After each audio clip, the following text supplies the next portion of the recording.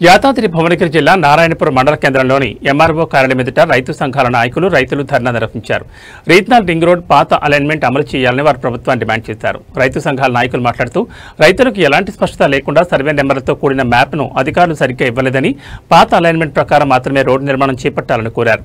అలాగే రైతులకు అర్థం కాని విధంగా వెబ్సైట్లో జియో కోఆర్డినేట్స్ ఉంచడంపై వారు అభ్యంతరం వ్యక్తం చేశారు. ఈ విషయాలను వారు తహసీల్దార్ తెలిపారు. ఈ కార్యక్రమంలో పెద్ద సంఖ్యలో రైతులు పాల్గొన్నారు.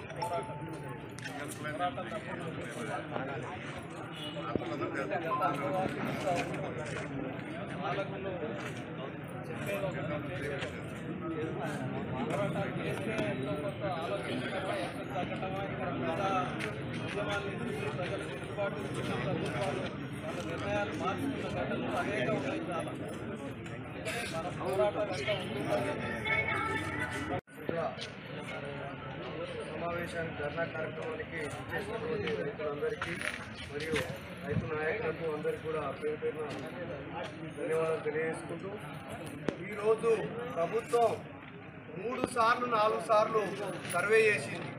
ఏ రోజు కూడా అలైన్మెంట్ని కానీ ఆ సర్వే నెంబర్లు కానీ బయట పెట్టలేదు.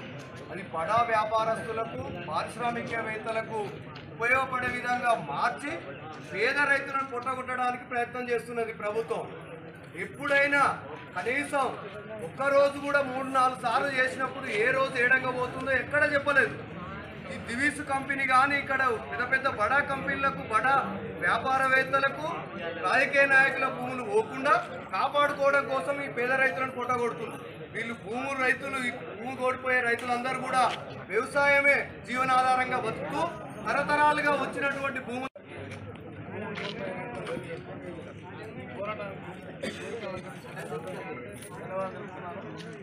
నా సర్వే గ్రామం, నా 700 నెంబర్, నాకు 4 ఎకరాలు మొత్తం పోతుంది. నేను వాస్తవంగా మా సర్వేను ముందు నుంచి మా బాబు దగ్గర ఇచ్చి మళ్ళీ ఏమైతే మా మూడాడుతున్నాడు కొత్తపడి నుంచి ఇచ్చి వాళ్ళ అటువంటి కావాలని మనకు తెలియకుండా నైట్ సర్వే నెంబర్లు వచ్చినాయి. దీనికి RRRలో భూములు పోతున్నాయి. దానికి తోడు ఈ ప్రాంతంలో దాదాపు పెట్టుబడిదారు 1 ఎకరాల భూమి పోతున్నది. మరి పంట దిగుబడి ఎటువంటి పరిస్థితి లేదు. ఆహార ధాన్యాలు కొరతని వాళ్ళు ప్రభుత్వం గమనిస్తలేదు. మార్కెట్ వ్యవస్థ ఉండదు, ఎప్పుడూ సమస్యలే రైతులకి. ఇది పులిబండరాయిగా ఈ RRR అనేది మళ్ళీ తీసుకొచ్చి లోకి రావద్దు, లేకపోతే ఈ రోడ్లకి రావద్దు, ఈ రోడ్లకి రావాలనేది కంపెనీలకి అవసరం, రైతులకి ఏం అవసరం లేదు. రైతులకు అవసరం వచ్చేది కాదు ఇది RRR అనేది. మరి RRR తీసుకొచ్చినప్పుడు కూడా మన మిత్రుడు చెప్పినాడు, చచ్చిపోయేటోనికి లాస్ట్కు నీ కోరిక ఏముందని చెప్పని.